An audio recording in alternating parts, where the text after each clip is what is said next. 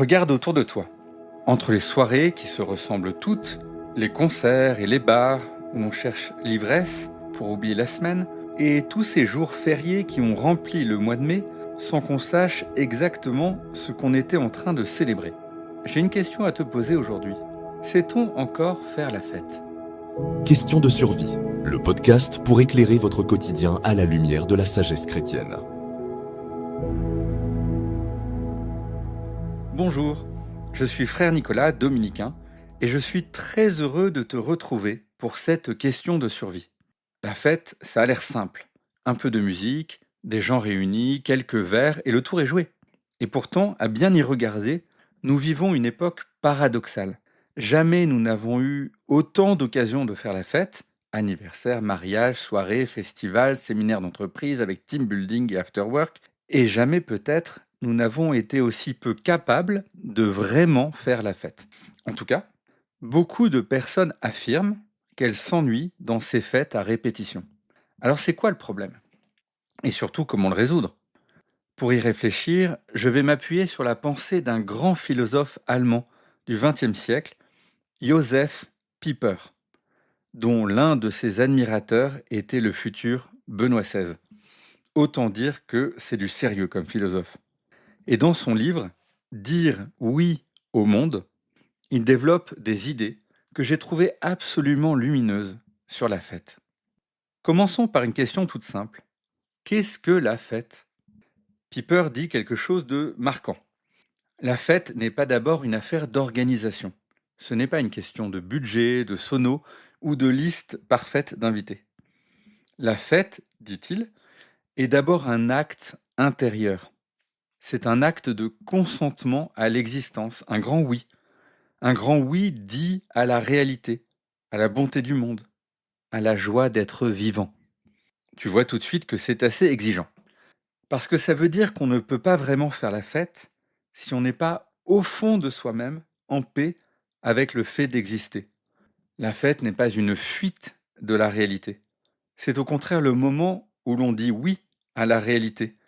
Un moment plus fort que n'importe quel autre moment. Et là, je crois qu'on touche du doigt pourquoi tant de nos fêtes modernes sonnent creux. Elles sont souvent construites contre la réalité, c'est-à-dire contre l'ennui, contre la solitude, contre le vide. On fait la fête pour oublier, pour s'étourdir, pour ne plus y penser. Piper appelle cela la pseudo-fête. Et il dit que c'est compréhensible d'avoir besoin de ça, mais que ça ne tient pas. Parce que l'ivresse passe et le lendemain, la réalité est toujours là, souvent plus lourde encore. La vraie fête, elle, suppose 3 éléments indispensables selon Piper. Alors je te les donne comme un petit trésor.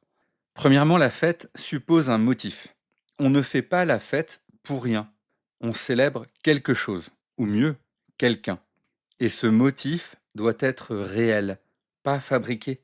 On fête un anniversaire parce que c'est beau qu'une vie existe. On fête un mariage parce que 2 personnes disent oui pour la vie l'une à l'autre. On fête Noël parce que Dieu est entré dans l'histoire des hommes. Quand le motif disparaît ou qu'il devient n'importe quoi, par exemple le lancement d'un produit, les soldes d'été, le Père Noël de Coca-Cola, l'essentiel de la fête s'évapore. L'objet prend le pas sur les personnes. La fête devient une foire, une fête de la consommation. Et cela se voit d'ailleurs dans les déchets qui jonchent le sol après la fête. Après le motif, la fête suppose, deuxièmement, la gratuité. Piper insiste beaucoup là-dessus. La fête ne sert à rien. Et c'est précisément en cela qu'elle est précieuse. Dans notre monde entièrement dominé par la logique du rendement, où tout doit être utile, productif, mesurable, la fête est une résistance. Il y a ainsi des choses plus importantes que l'efficacité. Il y a des moments où l'on donne son temps, son argent, son énergie, mais sans retour sur investissement. Et cette gratuité est déjà une forme de liberté. C'est pour cela que Piper dit que la vraie fête est toujours proche finalement de la prière. Les deux sont gratuites, les deux nous élèvent au-dessus du pur calcul. Troisièmement, la fête suppose la joie. Cela paraît évident. Mais Piper ne parle pas du bonheur fabriqué, ni de l'euphorie à base de produits chimiques, ni du sourire de façade sur les photos. La joie est quelque chose de plus profond. La joie, c'est affirmer que l'existence est bonne, que le monde est bon, que les autres sont bons. Piper cite Saint Jean Chrysostome qui disait « Là où est la charité et la joie, là est la fête ». Autrement dit, la vraie fête naît de l'amour. Si tu veux savoir si une soirée sera réussie, ne regarde pas la playlist. Regarde si les gens apprennent à se rencontrer et à s'aimer.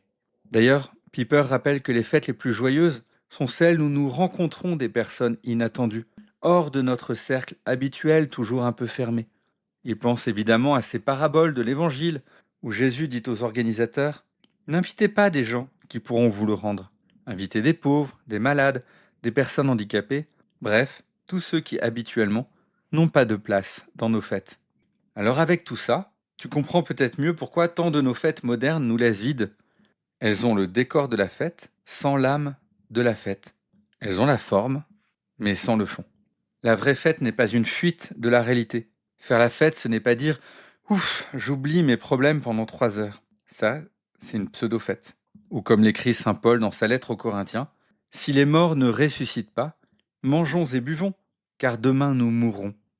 Mais si les morts ressuscitent, alors tout ce que nous faisons a un poids d'éternité. Tout ce que nous vivons, nous le retrouverons dans l'au-delà, à commencer par les fêtes. Donc autant en prendre soin. Faire la fête, c'est poser un acte radical. C'est oser dire, au cœur même d'un monde blessé, oui, c'est bien que le monde existe, et c'est bien que j'y sois présent. C'est ce qu'il appelle l'assentiment au monde, le grand oui à la création. Il est bon qu'il y ait quelque chose, plutôt que rien. Comme pour un anniversaire, tu n'as aucun mérite d'être né. C'est d'ailleurs ta maman qui a tout fait ce jour-là. C'est elle que nous devrions célébrer. Mais non, nous te disons à toi, joyeux anniversaire, car il est bon que tu existes, parce que je suis heureux de te connaître. Alors je te pose la question directement. La dernière fois que tu as fait la fête, est-ce que tu étais vraiment là? Pas en train de filmer, pas en train de regarder qui avait l'air de s'amuser plus ou moins que toi, pas en train de te demander si la soirée allait être à la hauteur de tes attentes, pas non plus en train de regarder ta montre pour savoir quand partir, mais vraiment là, présent, reconnaissant, joyeux. Et si tu es honnête avec toi-même, est-ce qu'il y a aujourd'hui dans ta vie des moments de vraie fête, ces moments où ton cœur dit oui à la vie, oui aux autres, et évidemment, oui à Dieu? Partage ton expérience avec nous. Est-ce que tu te reconnais dans la différence entre une vraie fête et une pseudo-fête? Ton témoignage aidera d'autres auditeurs à y voir plus clair. Laisse-moi te partager une expérience qu'a vécue un de mes amis, Frédéric Pascal. Frédéric est journaliste et coach narratif. Son métier, c'est de mettre des mots sur ce que vivent les organisations, de nommer les choses pour qu'elles existent vraiment dans les mémoires et ainsi accompagner les changements ou aider une organisation à traverser les crises. Un métier passionnant. Mais c'est normal, c'est quelqu'un de passionnant. Il y a quelques semaines, sa promotion de master, où il vient de passer 1 an, lui avait demandé de dire quelques mots au nom de ses camarades lors de la soirée de fin d'année. Carte blanche. Lui, le professionnel du récit, il a eu un moment de panique. Comment nommer ce qu'une promotion entière a vécu ensemble pendant plus d'1 an? Il avait préparé une belle allocution, bien construite évidemment. Et puis la semaine d'avant, il s'est retrouvé catapulté dans une simulation de crise. Un exercice intense, animé par un ancien médecin-chef du RAID. Frédéric était hors de sa zone de confort. Il s'est fait, comme il dit, mâcher. En rentrant ce soir-là, il a découvert quelque chose. Il était un meilleur professionnel que le matin, en se levant. Alors le jour avant cette soirée, il a tout réécrit. Et il a choisi 3 mots pour résumer ce que sa promotion avait vécu. Le premier mot, traverser.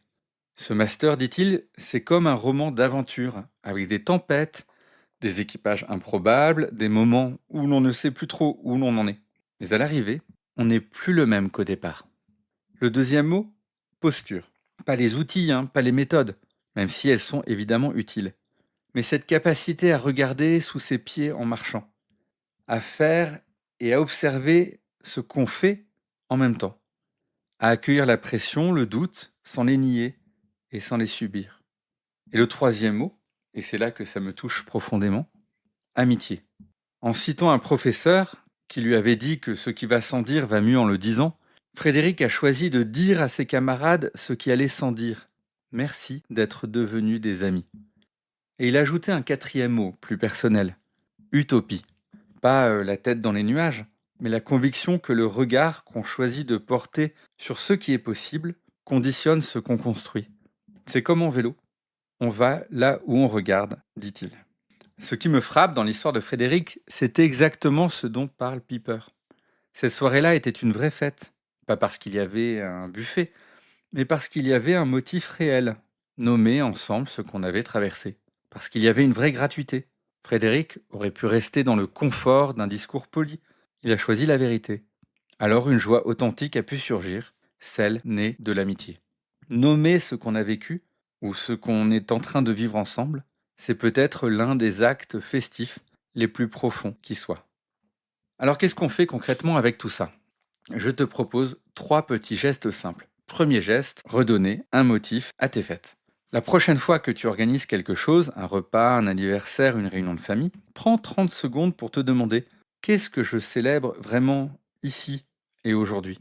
Et si tu le veux bien, dis-le à voix haute. Porte un toast, prononce quelques mots, pas un discours de sénateur, juste quelques phrases qui nomment le motif de la joie. Tu verras, ça change tout.